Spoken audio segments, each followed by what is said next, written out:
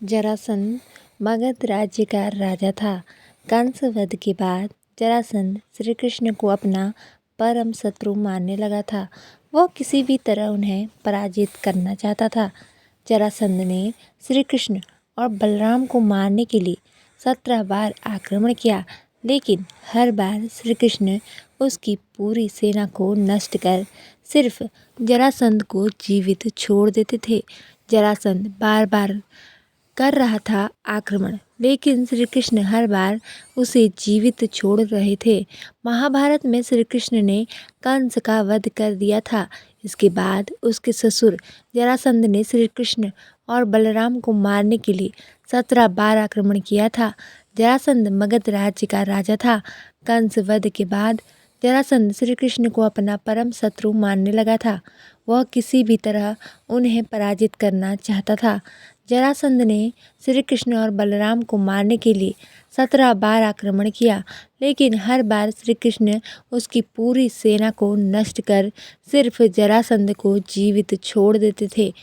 वह हर बार दुनिया भर से श्री कृष्ण विरोधी राजाओं को एकत्र करता और श्री कृष्ण से युद्ध करने आ जाता था। एक बार बलराम इस बात से क्रोधित हो गए कि कृष्ण हर बार जरासंध को जीवित क्यों छोड़ देते हैं।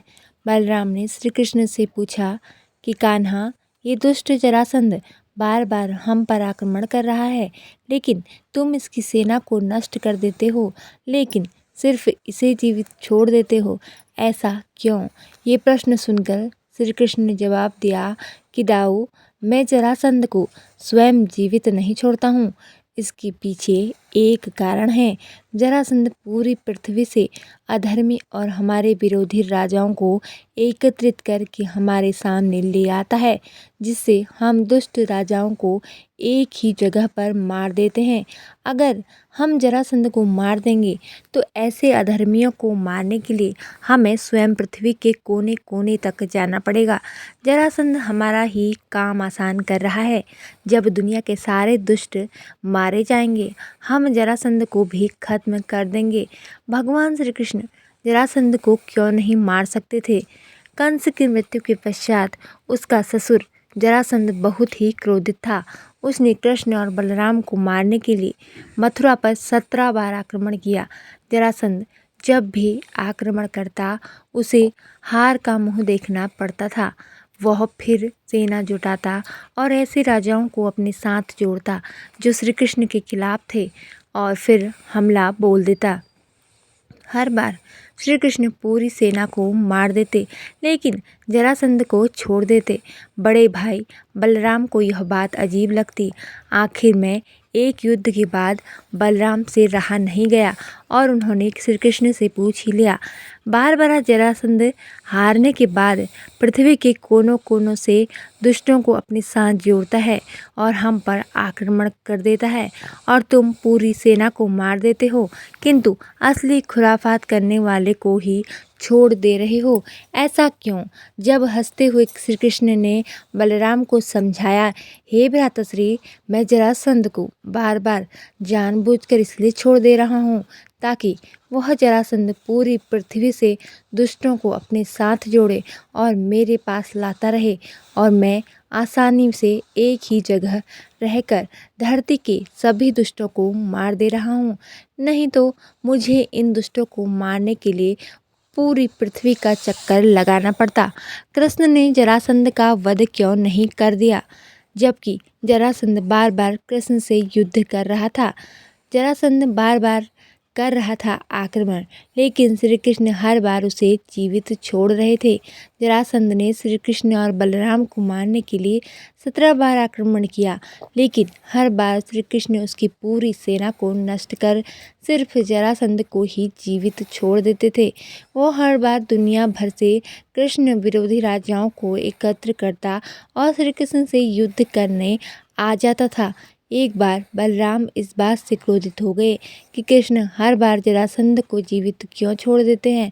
बलराम ने श्री कृष्ण से पूछा कि कान्हा, ये दुष्ट जरासंध बार बार हम पर आक्रमण कर रहा है, लेकिन तुम इसकी सेना को नष्ट कर देते हो, लेकिन सिर्फ इसे जीवित छोड़ देते हो। ऐसा क्यों? ये प्रश्न सुनकर श्री कृष्ण ने जवाब दिया कि दाऊ, मैं जरासंध को स्वयं जीवित छोड़ देता हूँ। उसके पीछे एक कारण है। जरासंध पूरी पृथ्वी से अधर्मी और हमारे विरोधी राजाओं को एकत्रित करके हमारे सामने ले आता है, जिससे हम दुष्ट राजाओं को एक ही जगह पर मार देते हैं। अगर हम जरासंध को मार देंगे तो ऐसे अधर्मियों को मारने के लिए हमें स्वयं पृथ्वी के कोने कोने तक जाना पड़ेगा। जरासंध हमारा ही काम आसान कर रहा है। जब दुनिया के सारे दुष्ट मारे जाएंगे, हम जरासंध को भी खत्म कर देंगे। भगवान श्री कृष्ण और अर्जुन के बीच युद्ध क्यों हुआ था? श्री कृष्ण एवं अर्जुन के बीच युद्ध की स्थिति सुभद्रा द्वारा गयासुर को अभय दान देने का वचन दिए जाने के कारण बनी थी, जिसे देवताओं के हस्तक्षेप से किसी प्रकार टाला जा सकता था। ऐसी कथा है कि एक बार गया नामक एक गंधर्व कुछ ऐसे असुर मानते हैं वायु मार्ग से द्वारका नगरी के ऊपर से जा रहा था। जाने अनजाने में उसने नीचे थूका, जो सीधे कृष्ण के सर पर गिरा। क्रोधित होकर वे उसे मारने को दौड़े। डर कर भागते हुए गया इंद्रप्रस्थ पहुंचा।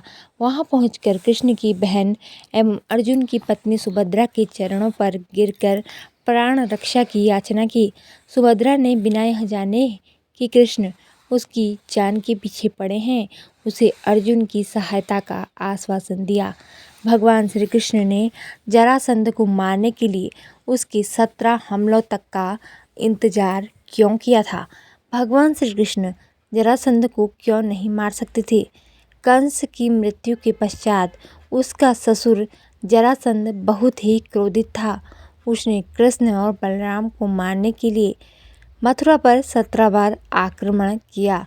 जरासंध जब भी आक्रमण करता, उसे हार का मुंह देखना पड़ता। वह फिर सेना जुटाता और ऐसे राजाओं को अपने साथ जोड़ता जो श्री कृष्ण के खिलाफ थे। और विधाता ने जरासंध की मृत्यु का समय और मृत्यु का कारण निश्चित कर रखा था, तो समय के पूर्व भगवान श्री कृष्ण कैसे मारते? क्योंकि उसे युद्ध में मरना असंभव था। उसे केवल मल्ल युद्ध द्वारा मारा जा सकता था, वह भी उसके शरीर के 2 टुकड़े करके विपरीत दिशा में फेंकने पर। भगवान श्री कृष्ण ने जरासंध को कितनी बार हराया था? जरासंध मगध का राजा था और कंस उसका दामाद। कृष्ण ने कंस का वध कर दिया, तो जरासंध प्रतिशोध की भावना से कृष्ण यानी मथुरा राज्य पर हमला कर दिया। बलराम और कृष्ण ने जरासंध को हराया। ऐसे उसने बार बार कृष्ण पर हमला किया, लेकिन हर बार पराजित रहा। कृष्ण ने जरासंध को 18 बार परास्त किया, लेकिन उसका वध नहीं किया, क्योंकि उसका वध भीम के हाथों होना था। तो दोस्तों, आपको यह कहानी कैसी लगी कमेंट करके ज़रूर बताएं और हमारे चैनल को सब्सक्राइब जरूर करें। धन्यवाद। जय माता दी।